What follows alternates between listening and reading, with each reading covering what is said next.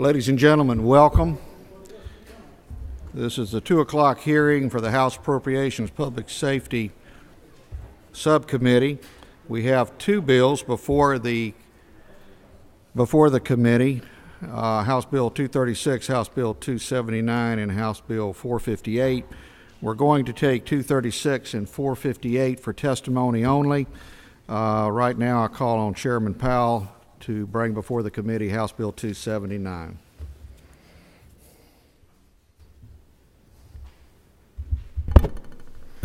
Thank you, Mr. Chairman.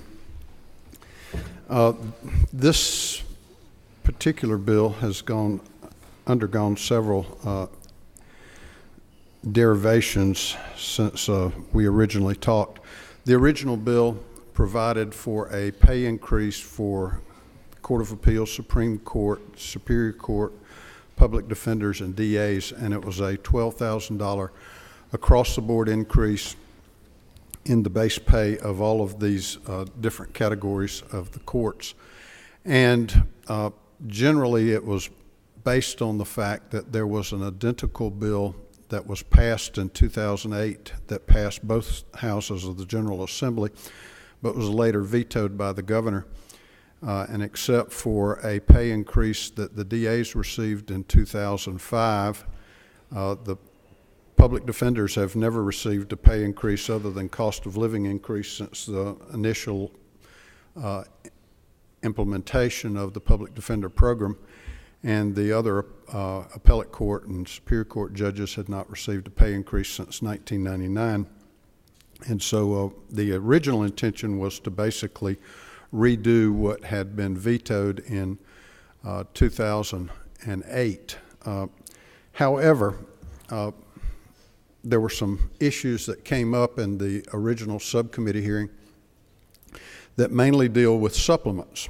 And I'll sort of give you the Reader's Digest condensed version of what we found out, but that except for the Court of Appeals and for the Supreme Court, which received no supplements, we have supplements ranging in the public defenders from $0 to $52,000 for the chief public defender.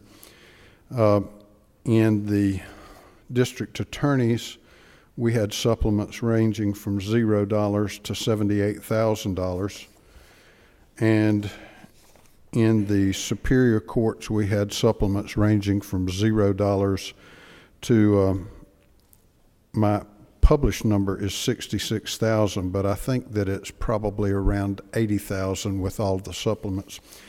And so anyway, there was a concern that in trying to increase salaries for the folks that are not getting any supplements, that we may be overly compensating, and that's a matter of beauty is in the eye of the beholder, but there was a concern that it might be difficult to get this bill through if it was across the board for people who were making anywhere from $120,000 to $200,000. And so we went back to the drawing board, and I sort of want to give you an idea of where we are on this bill. What we have now is something a little bit more complicated than an across-the-board pay increase. What we've got is an across-the-board pay increase for the Supreme Court and the Court of Appeals, just like it was done before, because we did not have the issue of supplements to deal with. With the Superior Court judges, the district attorneys, and the public defenders, rather than an across-the-board pay increase, what we have come up with is a state supplement, not an increase in the base pay, but a state supplement. In the case of Superior Court judges, in the amount of $30,000, and in the case of the public defenders and the district attorneys, it's a number of $15,000. And the state supplement will be netted against whatever local supplements are already being received. So in the case of a Superior Court judge that receives a $35,000 supplement or a $30,000 supplement, then there would be no state supplement. In a Superior Court judge that received a $15,000 local supplement, then he or she would also receive a $15,000 state supplement. And the same thing in the district attorneys and in the public defenders. I don't know that I can say that I'm absolutely convinced that this is the right thing to do, nor am I convinced that these are the right numbers, but where I was going with this was trying to get the lowest paid judges and district attorneys up to basically the average of what everybody's receiving, whether it's in Cobb or whether it's in South Georgia, that everybody at least be brought up to either the median or the average for the state. And so, for instance, in the Superior Court judges, that was somewhere around $150,000. I don't know that this is anything but a short-term solution. Eventually, we're going to have to deal with the issue because it makes it difficult to pass across-the-board pay raises as long as we've got that kind of disparity in the supplements. And I think that for the next legislative session, I think that part of our project ought to be is to look at local supplements, and let's see if we can find out some way to deal with those without making it so difficult to increase salaries across the board. But for those of you who've looked at the substitute that you have in front of you, it's a little bit more complicated than what we had originally proposed when we were doing across the board.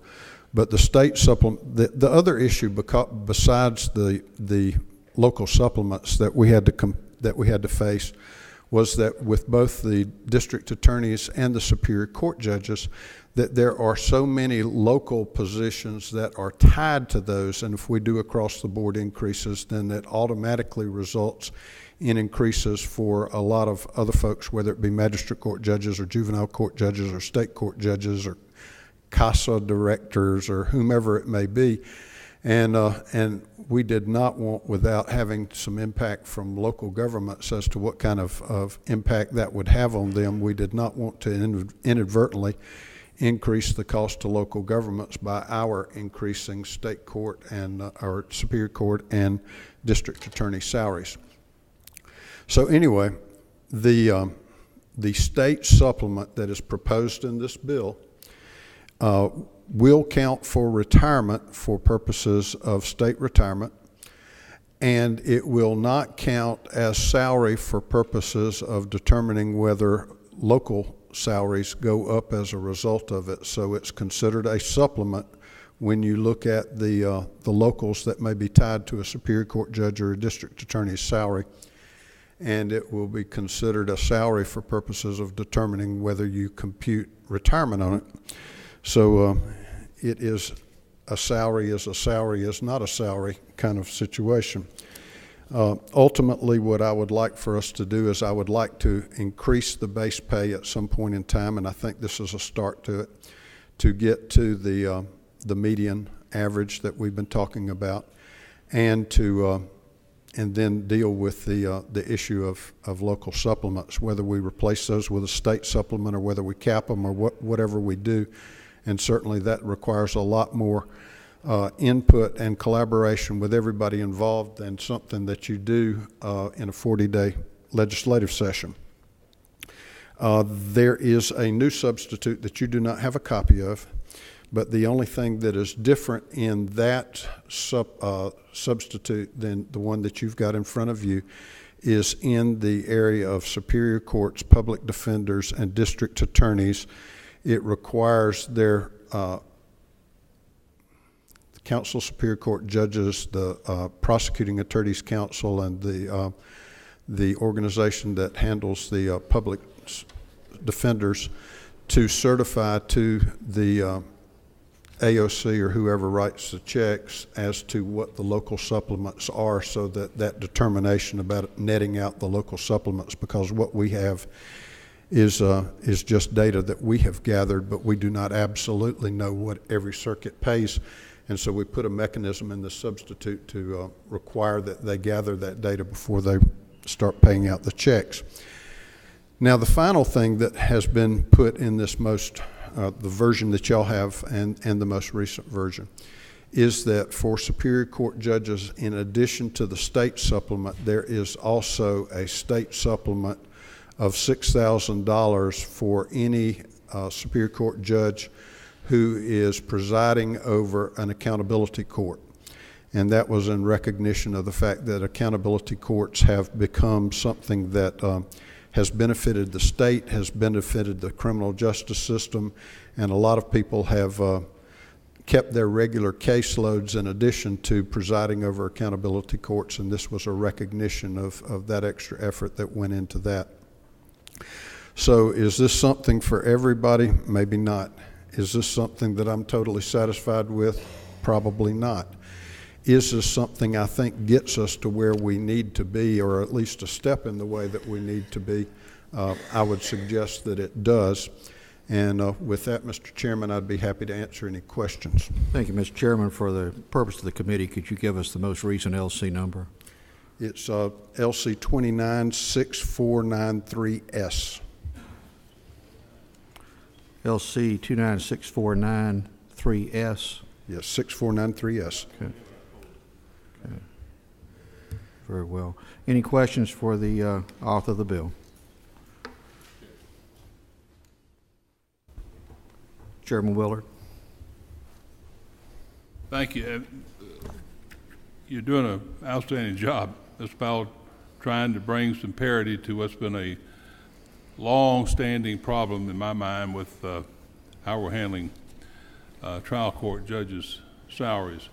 The one thing you talked about I wanted to get some clarity on, and that is you mentioned the supplements that will be paid from the state will carry with it the retirement benefits. So allocating what will be an amount for retirement will include salary and the supplements when that judge retires. Is that correct? Yes, sir. But it would not do so with what is being received by a local circuit, being the counties, which are paid directly to those judges. That would not be something recognized within the retirement system for the purpose of their retirements, again, given parity. Is that right? That is not addressed in this bill. That is correct. Right. And the second thing, with what you're talking about regarding retirement, would that need to be something that we have to do by change in the law addressing the Superior Court judges' retirements? Jill says not. Jill says does not. Well, so she gave me the sign. Okay. Thank you. Thank you, Mr. Chairman. Any other questions for the author? I'm not sure which button that is. I can hear you. Representative Williams.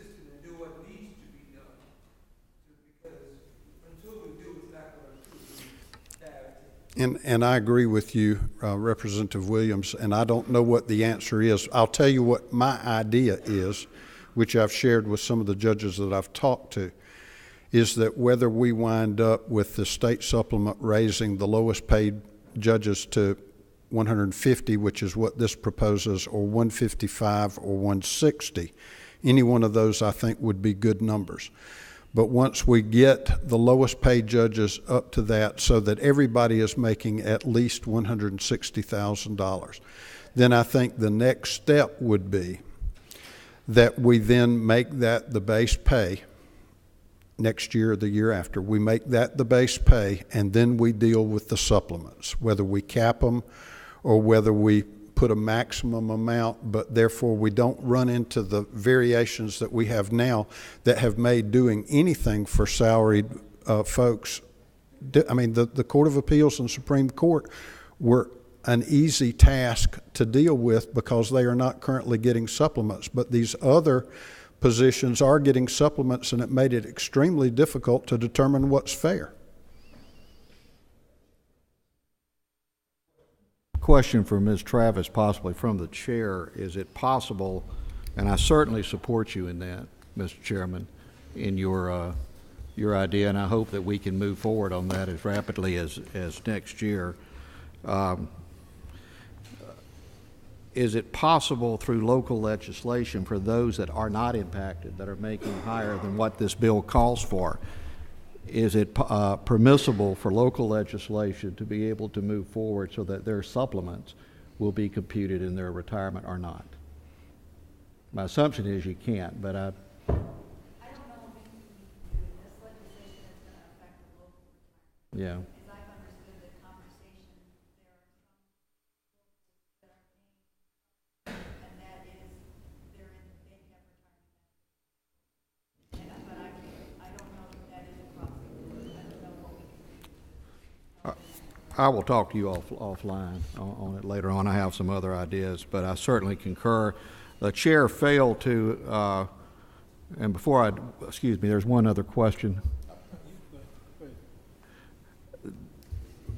I absolutely agree with the author of this bill.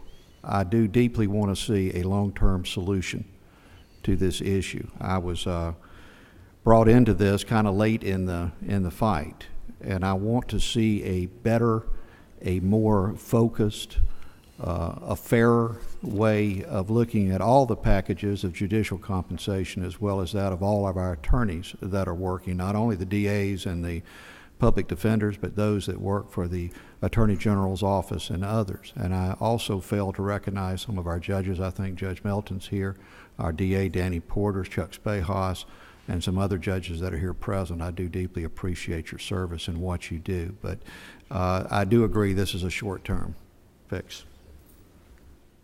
You have a question? Representative Rogers. Chairman Powell, I know it's been a struggle for you with this bill, and I appreciate all the work that you put into it. On the, just want to go back to the accountability courts for just a second again. It's my understanding, okay, it's a $6,000 supplement for the accountability courts. That's correct. And like in my case, in my district, if I have two judges and they kind of share the accountability court, how does that work out? Well, there are, in statute, there are 3 divisions of accountability court. And so accountability court in this bill is defined as a judge who regularly presides over one of those 3 divisions is then an accountability court judge. So if I went in and filled in for you one day, that does not make me an accountability court judge. It's one that regularly presides, and all of these courts are approved, and they have to meet certain standards in order to be accountability courts under the code and under the auspices of what's being funded by CJCC. And not anybody can just go in and preside over an accountability court, because everybody that works in the accountability courts has to meet those standards and has to be trained. I hate to open my mouth with a group of attorneys not being an attorney, because this may sound a little bit naive, but well, there's an easy solution to that. Don't.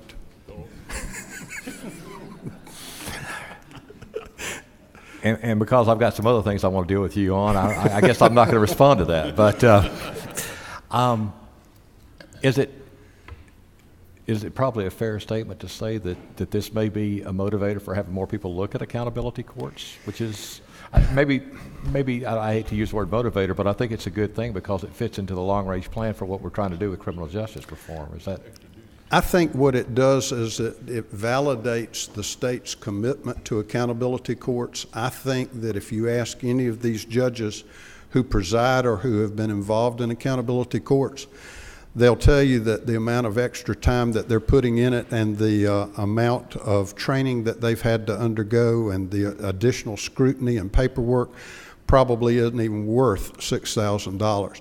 It's more of a recognition of the fact that they have taken the lead on accountability courts and that they have made the commitment to the accountability courts And I think it sends the message that the state is committed to continuing this path of criminal justice reform, but I don't think anybody's going to jump into an accountability court and all that it entails for $6,000. But I think it does some positive reinforcement. And I think that's the point I was trying to get, that it does some positive reinforcement, and in actuality, the amount of money that may be saved in the recidivism rate and incarcerations, things like that. I hate to say $6,000 is a drop in the bucket, but it really is. That would be accurate. Thank you, sir. Okay. Thank you, Representative Rogers. Representative Coomer. Thank you, Mr. Chairman. Chairman Powell, let me say thank you for your work on this bill. I know you have you've heard a lot of complaints and concerns and addressed a lot of issues. I think you've hit the nail on the head by really addressing a concern for needing to bring up the lowest paid judges in this state to a level that we can actually attract and retain good quality jurists, while also considering a need to avoid creating further disparity between the highest and the lowest paid Superior Court judges in the state. And I really appreciate that. And also by including a policy of really rewarding judges who are using the tools we've been giving them to use, and as a way of expressing our support for that continued use of those accountability court tools, and also addressing the DAs, the PDs, and the appellate court judges' pay. I think those were probably the easiest things that everybody agreed on. My question is, in the bill that you have, the draft that you have, is there anything in there that would limit the ability of local circuits, counties, to continue to give appropriate pay increases to their local judges, a local circuit pay, supplemental pay, going forward as they believe is necessary in a local There's nothing that prevents that. Thank you very much. And are there more questions, Mr. Chairman? I do want to bring up one other point. There are not. Okay. I will tell you that the discussions that we had, any of you who were at the appropriations understand that Chairman England announced that the appropriation was based on a $25,000 state supplement for Superior Court judges, not the $30,000 that's contained in this bill. But what I'm going to tell you is that the money that's in the budget isn't going to match up this regardless, because of the fact that, this changes at $5,000. But what I have done here is I have made an effective date of this bill of January 1, which means that the full year appropriation that was included in the bill that was passed out of the House last Thursday is actually more than what it would take to fund this bill, because it's only for 6 months. And the reason that I funded this for 6 months was that, number one, I knew that I had gone more than what Chairman England had put in the appropriation bill of 45. But I also wanted to give you the latitude, because I don't know what the magic number is. I put 30. I think it's probably closer to 35.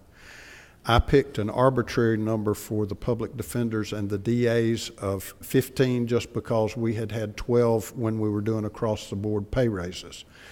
But I'm not too sure that we need to increase the distance between them and the Superior Court judges. I don't know that they should track them. If you ask the district attorneys, they'll say that they should get paid the same thing that a Superior Court judge makes. But I don't know that we need to increase the distance between those two. And I'm just telling you that by changing it to a January 1 start date, you've got enough money in the budget that if you decide that arbitrary number that I picked of 15 for the public defenders and the DAs should be 20 or 25, or you decide that number of 30 for the Superior Court judges should be 35, I want this bill to pass the House and the Senate, so I don't want to do anything that's going to jeopardize it. But if you are of the opinion that it should be 35 rather than 30, or 20 or 25 rather than 15, you've got the money, in my opinion, in the budget because of the start date to do that. And having said that, I hope that doesn't generate any more questions. I see none. Thank you. We'll entertain the bill in just a moment. Is there any, I would like to have, I know that Mr. Spahas wanted to make a comment. I'd like to limit, we've had a long series of discussions on this. I will entertain some comments, some discussion for anyone that's in the building here, in the room. If you do wish to comment, please let me know. I'll call on Mr. Spahas first, and if you would, state your name when you come up to the podium.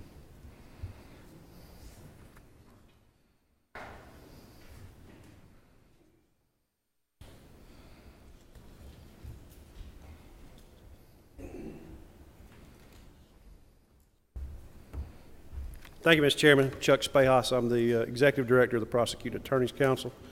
I appreciate the opportunity to come back before the committee, and I will be brief. I want to thank Chairman Powell for moving forward with this issue. While we don't at all agree that this is the perfect bill, we do get the need to move a bill forward.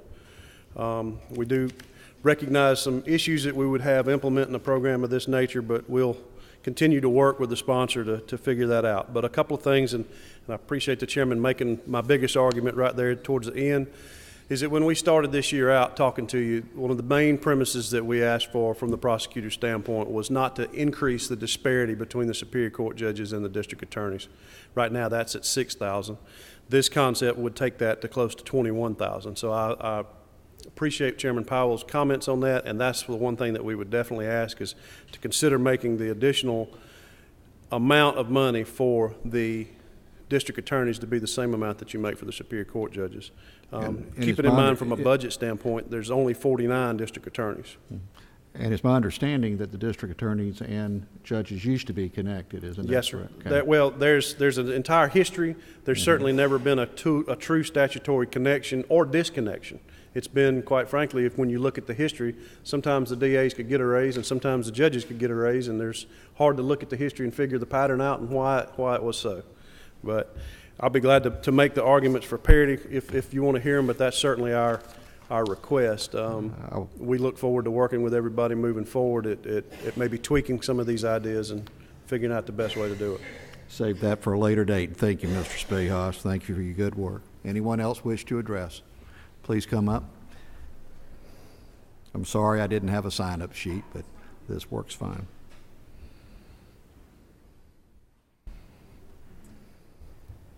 Kathy Goslin, I'm with the Council of Superior Court Judges. I spoke last time we were here. I'll be very brief. Welcome, Judge. Thank you. It is our opinion that all the Superior Court judges should receive an increase in the state-based pay because it has not been increased in 16 years. However, we are not going to stand in the way of some of our judges receiving a raise. We do have reservations, and those were already mentioned by the sponsor. We continue to have those reservations about the complexity of the retirement system issues and the disparity there will be in the retirement system, as well as constitutional issues. But, as I said, we will not stand in the way of some of our judges receiving a raise. Well, thank you, Judge, and the chair wishes to thank you personally because you've worked tirelessly on this, and I think your members should recognize that. Thank you. Anyone else wish to testify? Seeing none, I now call for a motion. Do I have a second? All in favor say aye. All opposed, like sign. It passes. Congratulations. We have two other bills for consideration, but only for consideration and not a vote today, just for the simple fact of getting the sense of the committee and any questions the committee might have. And Chair calls Representative Fleming on House Bill 458.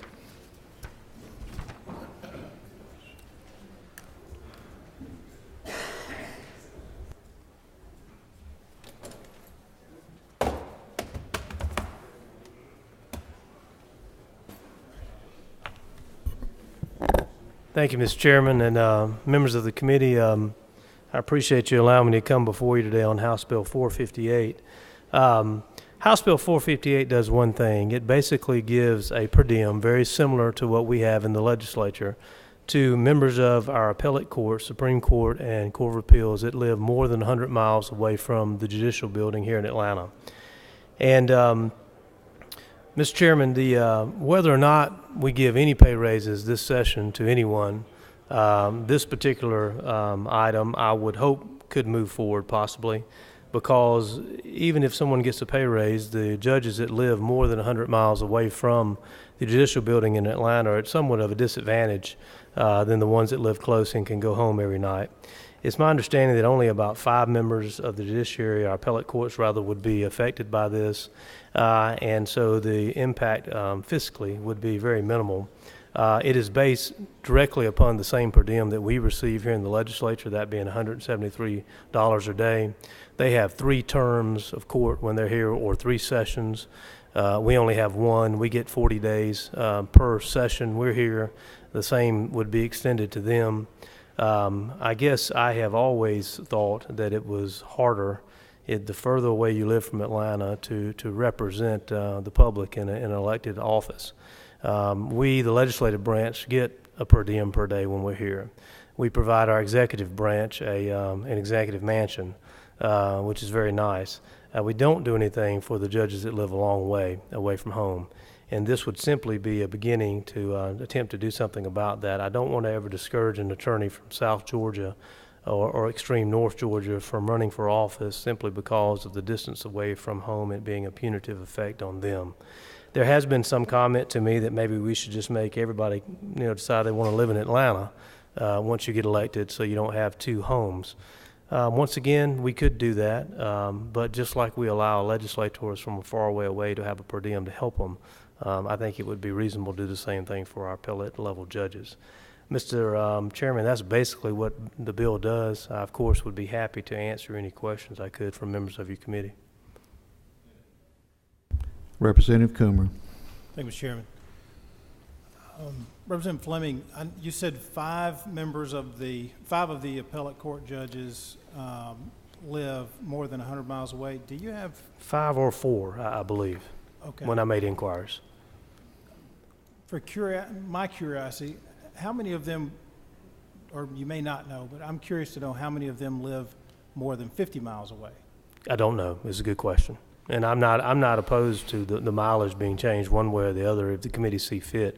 This was a beginning point to start a discussion. Well, I think having that information would be helpful going forward. Right. So if you could help us find out. Sure, I'd be happy to do that. 50 miles. Any other questions for the author?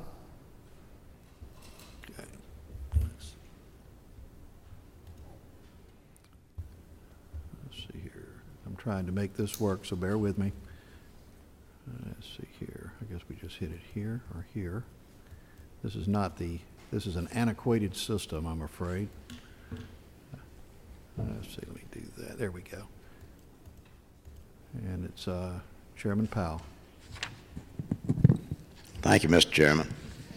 I've got some concerns with this because of some legislation we've had in past years. Back several years ago, we had a proposition in front of us from the Public Service Commission wanting us to do the same thing. But generally, the notion has always been on a per diem and as such, if someone is a part-time, which is what basically being a legislator was a citizen legislator, and there's a substantial amount of difference in the salary structure between judges and the legislators, and what we're wanting to do by this proposition is start treating them as a different category. Not only are they as a full-time salary in their profession, but then we're wanting to go ahead and open this up. But don't you think this could very well open up a lot of barn doors that we really don't want to get opened up? I thought about that, Mr. Chairman, and I started trying to analyze how many folks can be elected statewide but live away from here. And you are right, the PSC, I remember that debate, and I actually was for that. I thought it was, I didn't want to, they have to live in districts, I believe. I thought it wasn't a bad idea to allow that for them even then, but there's just so few statewide elected officials that this would fall into. And, but it is a valid question. I agree with you, and this may start somewhere, but even if it ballooned into everybody that's elected statewide, we're only talking about a handful of people. Relatively speaking, far less than even members of the Senate. I guess my concern is that if we open this up for members of the judiciary, then we open it up for virtually any and all statewide elected officials. And I don't know if that's something that we're wanting to go with because these folks are already on a statewide, they're on a full-time salary. I see your point, and I think you're right. The only thing I would say to you that even if it did get blown completely open to everybody who was statewide official, the group is so very small. We're talking about a very select, small section of folks. And of course, we'd have to pass legislation, so we'd have to decide to do that on a case-by-case basis. Someone would have to introduce it and bring it forward. Thank you, Mr. Chairman. Any other questions from any member of the committee? Representative Coomer. Just one other thought you might keep in mind as you're going forward. I know from time to time the courts will hold sessions somewhere other than at the Judicial Building in Atlanta. Yes, sir. And I don't know what you'd want to make in terms of provision for that, but you probably do want to address that as you're going forward. That's a very good question, Representative Coomer, and my first suspicion would be when they actually hold court somewhere else, it's an expense of the court, and the hotel rooms and all that they get are probably provided for them. But that is a good question. I've written that down as number two. So to that point, you wouldn't want somebody to collect per diem who lived 100 miles from the Judicial Building. If court's being held in Augusta and they live in Augusta, you wouldn't want to create a situation where there'd be I hate to use the term double dipping because it has a negative connotation, obviously, but I don't think our judges would do that, but we don't want to put it in code that way. I see your point. I'll figure that one out too. Thank you. Thank you, Representative Coomer. Any other questions from any member of the committee? Hearing none, thank you for your work. We'll be discussing this later on. Thank you, Mr. Chairman. I appreciate that. Yeah. If I may be excused, I need to go back to chair another committee. You may. Thank you.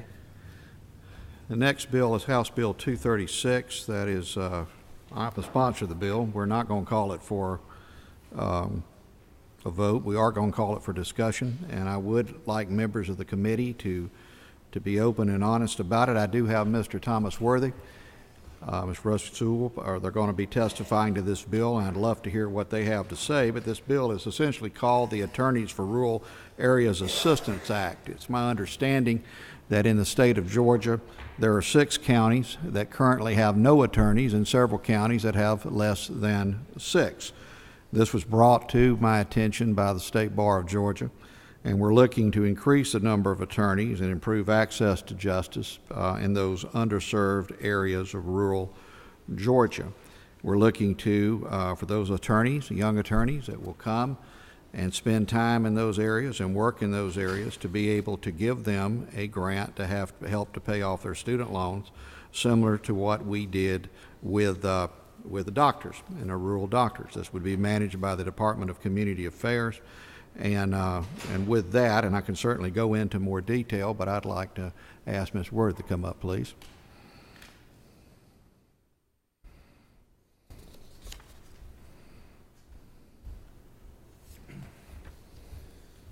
Mr. Chairman, members of the committee, thanks for taking time to hear this very important issue today. As you mentioned, Mr. Chairman, this has to do explicitly with helping improve access to justice for indigent and marginally employed citizens. As you mentioned also, there are 6 counties in Georgia with no attorneys. There are over 53 counties with 10 lawyers or less, but each and every one of these counties have a probate court. Each and every one of these counties have individuals that need to conduct legal affairs, and we have found through studies at the State Bar that in counties where reasonable access to attorneys are not available, justice is delayed and sometimes justice is flat out denied. So as you mentioned, Mr. Chairman, this is directly mirrored off of the Rural Physicians program that the General Assembly passed about 10 years ago. This would be managed by the Department of Community Affairs. With their expertise in the rural development area, they would be the ones that promulgated rules and regs to determine what areas of the state are underserved. They would also promulgate the rules and regs as to what attorneys are qualified for this program. However, as you mentioned, this would provide 5 years worth of loan repayment up to the average of an in-state law school. And with that, I'll answer any questions that the committee may have. And it's my understanding it would not exceed $1,000 a month to pay up. Correct. Okay. With that, any questions from the committee?